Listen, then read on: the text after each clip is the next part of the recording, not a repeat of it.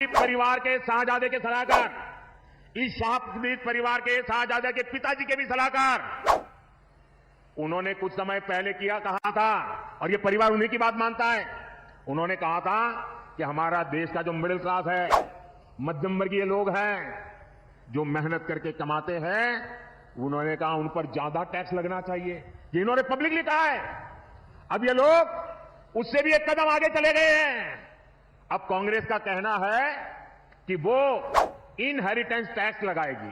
कांग्रेस का मंत्र है कांग्रेस की लूट, जिंदगी के साथ भी और जिंदगी के बाद भी। ओबीसी वर्ग की सबसे बड़ी दुश्मन है कांग्रेस, जिसने ओबीसी से उनका हक छीन लिया है। कांग्रेस ने सामाजिक न्याय की हत्या की है। कांग्रेस ने संविधान की भावना को ठोकर पहुंचाई है।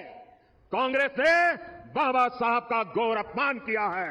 कहा जा रहा है कि ये लोग 1 ईयर 1 पीएम फॉर्मूला बना रहे हैं, यानी एक साल एक पीएम, दूसरे साल दूसरा पीएम, तीसरे साल तीसरा पीएम, चौथे साल चौथा पीएम, पांचवें साल पांचवा पीएम। बताओ भाई क्या होगा देश का? समझते हैं सत्यनारायण गंगाराम पित्रोदा जी, उतना ही राहुल गांधी भी समझते हैं।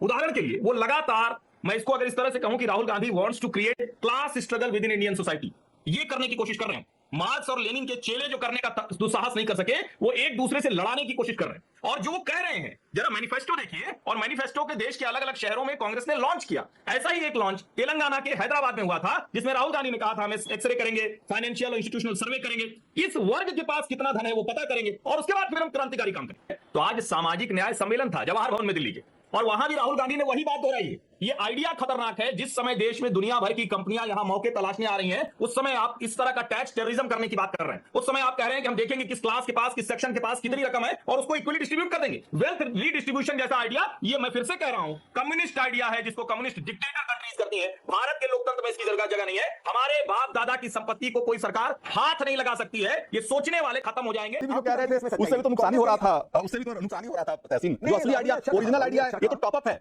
बेस को तैयार कर दिया था राहुल गांधी ने। ये सब तो टॉपिंग्स है जो अभी टुकड़े में आ रहे हैं। वेल्थ डिस्ट्रीब्यूशन का ओरिजिनल आइडिया जो है वो तो राहुल गांधी लेके आए कि पहले जाति जनगणना, क्रोनोलॉजी भी तो समझती है, लोगों को समझ में आ रही है ना देश में। लोगों को समझ में आ रहा है ना कि पहले राहुल गांधी ऐसा बोल रहे हैं कि भाई हम कास्ट सेंसस कराएंगे, फिर कह रहे हैं कि हम पता का सर्वे कराएंगे, और फिर कह रहे हैं कि वेल्थ डिस्ट्रीब्यूशन कराएंगे, और उसके बाद सैम पित्रोदा के कह देते हैं। सब लोगों को समझ में आ रहा है कि भाई कुछ तो चल रहा है, कुछ तो चल रहा है। नहीं हो सकते, क्योंकि जो वो बोलते हैं, और अगर आप उसको पूरे समीकरण में देखें, जो उन्होंने बोला कि हम लोग ये सेंसस कराएंगे, उसके बाद उन्होंने बोला पॉलिसीज चेंज करके हम लोग रीडिस्ट्रीब्यूशन करेंगे, जो असमानताएं हैं उनको हम लोग फिल्म करेंगे। खटाखट जो पैसा आ रहा है उसका कहीं विवरण नहीं है आपके मैनिफेस्टो में। तो ये जो खटाखट पैसा आ रहा है वो इसी तरीके से आ रहा होगा। ये हम लोगों को ऐसा लगता है, सिटीजंस ऑफ द कंट्री, मैं ये बात बोल रही हूँ कि आपका कोई एक्सप्लेनेशन पूरे मैनिफेस्टो में नहीं है। लेकिन जो आप जो ये बहुत ही बारीकी से जो चीजें लिखी गई है, जिसको आप हाँ भी कर सकते हो ना भी कर सकते हो बाद में, तो ये जो घुमा फिरा के लिखी है, इसका मतलब अल्टीमेटली यही निकलता है जो आज साम पित्रोदा ने उसके ऊपर, जैसे कि रंजीत जी ने कहा, वो तो टॉपिंग करी है। बाकी जो आप लोग करते आ रहे हो, और ये 2013 में चिदम्बरम जी ने भी बोला था कि हम लोग इनहेरिटेंस टैक्स वापस लाने की सोच रहे हैं। राजीव गांधी जी ने अबॉलिश किया था, लेकिन क्यों किया था उसका टाइमिंग पर भी एक सवाल है। 1985 में किया था, जब 84 के बाद इंदिरा गांधी जी के देहांत के बाद उनका जो इनहेरिटेंस उनके तीनों ग्रैंडचिल्ड्रन को, पोते पोतियों को मिलना था, उस टाइम पर उसको अबॉलिश भी किया। को क्या समय विदेश में बैठ के बोल दिया, वो उनका अपना निजी मामला है, प्राइवेट अफेयर है, उसका कांग्रेस से कोई लेना देना नहीं, कोई फिक्र नहीं। हम जनता के बीच में घोषणा पत्र पर गए हैं। अगर घोषणा पत्र पर जो चुनाव नहीं लड़ रहे, वो उनसे ज्यादा महत्वपूर्ण वो है जो चुनाव लड़ रहे हैं, वही तो घोषणा पत्र लेके जा रहे हैं जनता में। तो आदरणीय उदित राज जी चुनाव लड़ रहे हैं दिल्ली से, पढ़े लिखे आदमी है, ऐसा भी नहीं कि गांव खेड़े के, IRS रहे, पत्नी भी सर्विस में।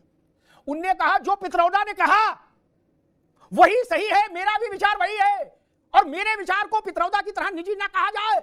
आदरणीय उदित राज जी ने कहा उसको कांग्रेस का विचार माना जाए। बोलो श्री सत्यनारायण स्वामी की जय। मसला ये है, वो बाबा साहब के अनुयायी भी हैं, एक फेडरेशन भी चलाते हैं SC ST का।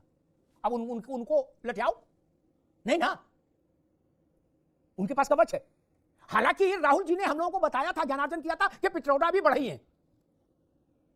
उससे पहले पित्रोदा ने तो अपना नाम ही बदल लिया था, गंगाराम सत्यनारायण ने तो नाम इन्हें हटा दिया था, सैम हो गए थे, अंकल सैम की जगह सैम पित्रोदा। ये तो राहुल जी ने एक बार बताया मंच पे कि ये बढ़ई है, इनका हाथ उठवा के। तब से उनके दिमाग में जातिगत जनगणना रही होगी। सोचिए बांदा में पित्रोदा का हाथ उठवा का ये बढ़ई है, हमारे एडवाइजर नहीं जी। तो सोचिए कब से उनके दिमाग में जातिगत जनगणना रही होगी। जो जात जीवन भर पित्रोदा ने छुपाई, अपना नाम बदल लिया, गंगाराम सत्यनारायण हटा दिया, सैम रख लिया, उसको एक झटके में राहुल जी ने बता दिया कि ये बढ़ई है। अब उदित राज जी का क्या करिएगा? वो कह रहे यही है राइट चॉइस, यही आइडिया ठीक है, भारत में तुरंत लागू करो। एक समोसे की दुकान बाप ने अपने जीवन काल में बना पाई, सोचता है मेरे मरने के बाद बेटा इसी को बैठ लेगा, रोट परिवार चल जाएगा। बोले ना, 45% तुम्हारा, 55% सरकार का। ऐसा लठ बजेगा देश में, ऐसा लठ बजेगा कि ऐसा लठ आजादी की लड़ाई में भी नहीं बजा था। प्रेम नारायण भाई सच्ची लिख लो, नहीं तो कहीं करके देख लो, संभव नहीं। हिंदू मुस्लिम सब एकजुट हो जाएंगे इस पर। कोई वर्ग हो इस बात को कैसे स्वीकार कर लेगा? अनपढ़ हो या पढ़ा लिखा हो, कोई स्वीकार नहीं करेगा। और सबसे पहली बात, पित्रोदा जी राजीव गांधी के भी सलाहकार थे, राहुल गांधी के भी सलाहकार है, प्रियंका जी के बच्चे के भी सलाहकार होंगे। विरासत में वो तो सलाहकारी छोड़ नहीं रहे। राहुल जी के पास विरासत में राजनीति आई, ऐसा तो है नहीं कि वो मोहल्ला कांग्रेस कमेटी के मेंबर से शुरू किए हो, नहीं ना, वो तो सीधे टॉप से शुरू किए, विरासत में आई ना। ऐसा तो नहीं कि वो एनएसवाई में कहीं रहे हो, सीधे आए। अखिलेश यादव सीधे आए, या वो युवजन सभा में थे, नहीं ना, युवजन सभा में तो नहीं थे, वो तो जब आए तो मालिक मुख्तार होकर ही आए। राहुल जी भी वैसे आए, वो प्रेम नारायण सिंह की तरह काम तो नहीं कर रहे थे कहीं किसी ब्लॉक में जमीन पर। तो विरासत का खेल है मेरे भाई, उसमें सब मलाई छाप रहे हो और ननकू के लिए ये कह रहे हो कि नहीं तुम्हारे पास 10,000 रुपया था मरते समय, 4,500 तुम्हारे बाल बच्चों के लिए, 5,500 सरकार के पास। लठ बजवाओगे क्या देश में भैया? क्यों ऐसा प्रपंच फैला रहे हो? दुनिया के किसी मुल्क में ऐसा होगा तो बवाल होगा। रूस विभाजित हो गया ऐसी ही अल्लवल नीतियों के चलते। भारत की तासीर को समझना जरूरी है मित्र। चुनाव आएंगे जाएंगे, लेकिन भारत की तासीर को समझना जरूरी है। और कांग्रेस कह रही है हमारा कोई नुकसान नहीं। अगर नुकसान नहीं था तो पित्रोदा के बयान का खंडन करने सब लोग क्यों उतरे? मैं फिर कह रहा हूं, ये वैसी ही गलती है। प्रेम नारायण जी मेरी बात लिख लीजिएगा, 4 तारीख को हम आप बैठेंगे, 4 जून को। फिर जैसी गलती अय्यर के बयान पर नुकसान हुआ, आपको दिग्विजय सिंह के बयान से नुकसान हुआ। ये किसने कहा था कि सोनिया जी ने बाटला हाउस कांड में जब आतंकी मारे गए तो आतंकियों के मारे जाने पर वो रात भर रोई, सोनिया जी आंसू ही नहीं बंद हुए उनके, पूरी रात आंसू बहते रहे। किस क्यों कहा था? उसका परिणाम तो पता ही होगा, चुनाव हुआ था उसके बाद।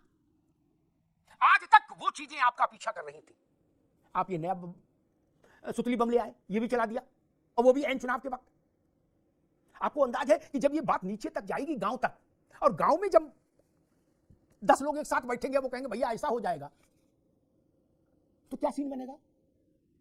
कांग्रेस भाजपा का मसला ही खत्म हो जाएगा। तब मसला होगा बैल बचाओ, ट्रैक्टर बचाओ, मोटरसाइकिल बचाओ, खेत बचाओ, मकान बचाओ, दुकान बचाओ। किससे? बोले पित्रोदा वाली पार्टी से। कैसे लोग सैम पित्रोदा, सत्यनारायण से जो सैम बन जाते हो ना कि नहीं ऐसे ही सेक्सी लग रहा था। तुम लोग आश्चर्य होता है कि ये लोग क्या कंप्लीटली आइसोलेशन में रहते हैं, एकदम साइलोज में रहते हैं, जड़ों से कटे हुए लोग, जिन्हें पता नहीं है कि धरातल पर वस्तुतः घट क्या रहा है। एक अमेरिका में पता नहीं बैठा हुआ है, और एक जो है वो चुनाव के टाइम में साड़ी वाड़ी निकाल करके जो है मंगलसूत्र की बातें करने लगी हैं। इन लोगों को सलाह कौन दे रहा है? मुझे उसे मिलना है, और मैं उन्हें कहूंगा कि भाई तुम जो काम कर रहे हो करते रहो, बहुत बढ़िया काम कर रहे हैं। आप इस सोच के बारे में चिंतन कीजिए, मनन कीजिए कि ये देश को कहां ले जाना चाह रहे हैं। जब जब इंफ्रास्ट्रक्चर क्रिएट करके भाजपा की सरकारों ने इन्हें दिया है, उसके बाद इन्होंने केवल और केवल घोटाले किए हैं, पब्लिक एक्सचेकर पूरा खाली कर दिया, सरकारी कोष जो होता है रिक्त कर दिया है, और उसके बाद फिर जब लात मार के इन्हें भगा देती है, फिर भाजपा आती है, फिर बिल्ड करते हैं इंफ्रास्ट्रक्चर, और फिर उसका खाते हैं, फिर घोटाले करते हैं। इनका यही पर्पस है। इस आदमी ने जो लंबे समय से कांग्रेस से संबद्ध है, और कांग्रेस पार्टी ने लगभग 50-55 वर्ष डायरेक्टली या इनडायरेक्टली एक फैमिली ने इस राष्ट्र पर शासन किया है, उसने ऐसी व्यवस्थाएं क्यों नहीं बनाई कि आज तुम्हें मिडिल क्लास को और अधिक टैक्स करने की याद आ रही है? तुमने वेल्थ क्रिएटर्स क्यों नहीं बनाए? तुमने वेल्थ जनरेशन के लिए क्या नीतियां बनाई? ये कुछ नहीं करना है, नहीं नहीं जी, वो तो टैक्स तो देना ही पड़ेगा मिडिल क्लास को। मतलब आप सोचिए, कमाएंगे आप, अधिक मेहनत करेंगे, क्योंकि कॉस्ट ऑफ लिविंग जो हमेशा बढ़ता रहता है। और फिर सैम पित्रोदा जैसा आएगा जो कांग्रेस का सलाहकार नहीं है खाली, ये राहुल गांधी का राजनीतिक गुरु भी है। और ये लोग आपके जेब से, मतलब आप 1 लाख रुपया कमा रहे हैं ना, तो अभी टैक्स वैक्स नहीं लगता है। कांग्रेस प्रपोज कर रहे 30 से 40% टैक्स, यदि 1 लाख भी आपकी इनकम है। आप सोचिए, उसके बाद फिर कहेगी कि आपको माता पिता से जो मिला है उसका भी 45% जो है या 55% जो है सरकार ले लेगी। विरासत में जो संपत्ति मिलती है, धन मिलता है, वो भी ले लेगी। उसके बाद जमीन का सर्वे होगा, आपके पास 1 एकड़ से अधिक जमीन है तो वो भी ले लेगी। इस लाइन पे ये लोग चलते जा रहे हैं। तुमने तो बैंक्स जो थे उनको नेशनलाइज किया, तुमने जमींदारी एक्ट ला करके जो है जमीन छीन लिए लोगों के, हिंदू कोड बिल ला करके तुमने सभ्यता पूरी हिंदुओं की बर्बाद कर दी। एक से एक कांड इन्होंने कर रखे हैं। और फिर यूएस में बैठ करके, मतलब यार शक्ल लंगूर वाली दी है तुम्हें भगवान ने, तो यही छीनने वाली ही बात करोगे? कुछ ढंग की बात कर लो। अब यूएस की बात ये कर रहा है, दोनों ही टैक्स, मोनोपोली टैक्स और ये टैक्स। क्या भारत को कांग्रेस सरकार ने यूएस बना दिया? तुमने कौन सा इंस्टीट्यूशन क्रिएट किया है? यही नेहरू सपेरे से बीन बजवा करके एकदम हे कर रहा है। देखा है ना महिलाओं के सामने कैसे चिरकुट की तरह देश का प्रधानमंत्री, यही देखो सफेरा देखो, यही भारत में होता है। ये करके हिंदुस्तान की, भारत की मार्केटिंग हुआ करती थी। और तुम कंपेयर कर रहे हो कि नहीं नहीं यूएस में तो ये होता है। यूएस जैसी स्थिति तो बनाओ, उसके जैसे उद्योग तो लाओ। 250 वर्ष हो गए यूएस की इंडिपेंडेंस के। भारत की इंडिपेंडेंस में भी तुम लोगों ने 50-55 वर्ष जो है शासन किए। दास प्रथा ले आए यहाँ पे। तुम्हारे जैसे लंगूर मुंह वालों को जो है गले में वो पट्टा बांध करके बंदरों को भगाने के लिए रखा जाए। ये इस तरह के मूर्ख भाई बहन है जो कांग्रेस को अकेले डुबा लेंगे। ये कांग्रेस के गले में बंधे हुए दो बड़े बड़े पत्थर और ये कांग्रेस को जल समाधि दिलवा करके ही मानेंगे। एक बात और कहा प्रियंका जी ने, वो बात कही इन्होंने कि इंदिरा जी ने युद्ध के समय में सोना दान दिया था। बहुत बढ़िया बात। अब संभव नहीं है कि आज के समय में इस तरह का युद्ध हो तो इस तरह की क्राइसिस उत्पन्न होगी, क्योंकि नरेंद्र मोदी की योजनाओं ने भारतीय सेना को काफी सशक्त किया। परंतु वाजपेयी जी से पहले के प्रधानमंत्री, पूरी श्रृंखला किस पार्टी के प्रधानमंत्री की रही है? उन लोगों की योजनाएं कैसी खराब थी कि आपकी प्रधानमंत्री को 330 ग्राम सोना जो है वो दान में देना पड़ रहा है। ये तो लज्जा की बात है। नेहरू ने जब स्वतंत्र हुआ, पाकिस्तान पता नहीं था उसको कि बॉर्डर पे किस तरह का है, कि लियाकत समझौते में झूल गए उसके गले में जाकर के। ईस्ट पाकिस्तान, आप 3 बॉर्डर पे, उधर चीन शत्रुओं से घिरे हुए थे और वैसे समय के बाद भी आपने सेना पे ध्यान नहीं दिया। चलो मान लेते हैं, चलो सेना इनकी प्रायोरिटी में नहीं होगी, ये सब जो है अपना अंताक्षरी खेलने वाले थे माओवाओं के साथ, दे दिया ना परमानेंट सीट जो बोला नहीं भारत क्या करेगा लेके, चीन को दे दो, जमीन दे दी, सीट दे दिया यूएन सिक्योरिटी काउंसिल का, बैठ के झुंझुना। भारत में किया क्या तुमने? कोई सड़क बनवा दी? ना सड़क बनवाई, ना तुमने मतलब कोई ढंग का यूनिवर्सिटी। और ये मत कहना कि एक जेएनयू खोल दिया और एक, भाई 4 यूनिवर्सिटी इतने बड़े राष्ट्र में, 4-5 यूनिवर्सिटी का नाम यदि गिना रहे तो लानत है तुम पे। और ये केवल नेहरू तक नहीं, नेहरू से लेकर इंदिरा तक और इंदिरा से लेकर यूपीए तक, वाजपेयी जी के आने तक गिन लो, पूरा एक हॉस्पिटल तुम्हारे पास था, एक हॉस्पिटल। उपग्रहों के प्रक्षेपण की संख्या देख लो। युद्ध होते थे, हम हारते थे पिट पिट कर, यह स्थिति थी। पिटते भी नहीं थे तो ऐसा भी नहीं था कि हम जो है जो युद्ध हम 5 दिन में समेट देते और हमें 15 दिन 20 दिन खींचना पड़ता था, यह स्थिति थी। तो भाई तुमने किया क्या? ये जो सोना दान करने को, ना तुमने डिफेंस में बजट का प्रावधान किया, ना उधर आत्मनिर्भरता लेकर के आए। तुमने केवल और केवल घोटाले करने के लिए अवसर क्रिएट किए। दोस्तों, कांग्रेस की यह सोच कितनी भयावह है, इस पर हमें चिंतन मनन करने की आवश्यकता है। ये सामान्य बातें नहीं है। या आपको लग रहा होगा कि ये केवल चुनावी जुमले हैं, ये सब आएंगे। नहीं नहीं नहीं, ये इस तरह का काम कर करके हिमाचल कर्नाटक बर्बाद कर चुके हैं। तो ये मत सोचिए कि जुमला है और यार ऐसे थोड़े होता है कि मेरा कोई पैसा ले चुके हैं। ये 63 में 74 में ले चुके हैं आपका पैसा। इंदिरा गांधी ने 97.5% टैक्स की वकालत की थी, 97.5%। मतलब आप 2.25 रुपया कमा के रहिए, 2.25-2.5 रुपया, यही चल रहा है इनके दिमाग में। मोदी डिजिटल इकोनॉमी बताता है तो चिदम्बरम जो है अश्लील हंसी हंसता है।